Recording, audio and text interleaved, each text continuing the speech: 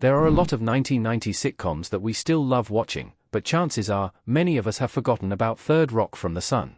While we're always comparing sitcoms to Friends, this show often gets ignored. That's a shame, since John Lithgow gave an amazing performance as Dick Solomon, an alien who has come to Earth with 3 others pretending to be his family members.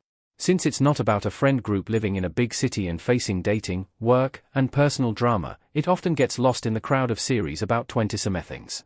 But it's Third Rock from the Sun's completely different premise that shines and makes it an even more enjoyable watch than many other TV comedies. Third Rock from the Sun is a fantastic, and forgotten, 1990s sitcom.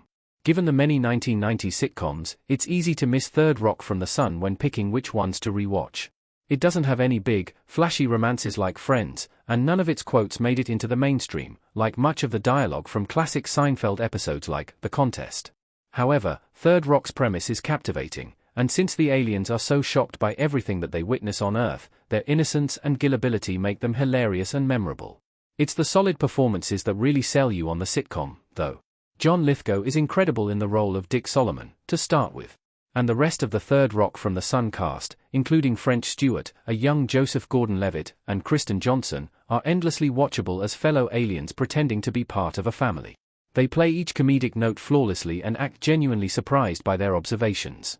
The best and quirkiest element is, of course, William Shatner's performance in the role of the big giant head, the alien in charge of the Solomons. Every time he shows up, it's like the dancing baby that Callista Flockhart's lawyer sees on Ally McBeal, quirky, odd, and somehow perfect. It's the choice of storylines that truly makes Third Rock from the Sun a fun show. Things that we all take for granted, like knowing how bad a lie feels, celebrating Thanksgiving and birthdays, and recovering from a cold, all become life or death scenarios. After the 100th sitcom episode about bad dates or friends getting into fights, that's refreshing. But rather than only focusing on how perplexing the main characters find society, which could get stale after a while, the show's storylines can be serious sometimes, too. In Season 3, Mary Albright, Jane Cuttin, lies to her parents that she and Dick didn't split up, which allows Third Rock from the Sun to talk about the difficulties of long-term relationships. One of Dick's most endearing lines is when he observes commitment and says, "You have to admire these humans. Their lives are so fragile, and yet they are willing to commit to each other for a lifetime."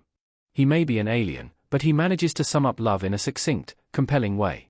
And, yes, while this is viewed through the lens of Dick, who is generally confused by the concept of love, human Mary also struggles to be with someone for a long time. This is a great reminder that we all go through the same things. Why Third Rock from the Sun stands out from other 90s comedies. Third Rock from the Sun's combination of humor and sci-fi elements makes it a more unique sitcom than beloved series like Friends and Seinfeld.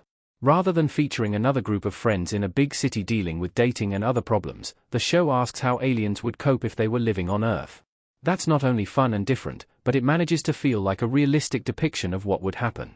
While there are plenty of great sci-fi series and sitcoms from the 1990s and 2000s, it was rare for a show to blend both those genres. If you remove the fact that the main characters are aliens, the show wouldn't be much to write home about at all. Dick's romance with Mary would be a run-of-the-mill love story. The others would fumble through their lives and likely get a few laughs, but no episode would feel that special. It was smart to merge this compelling premise with typical sitcom storylines because it ensured that Third Rock from the Sun would never be boring.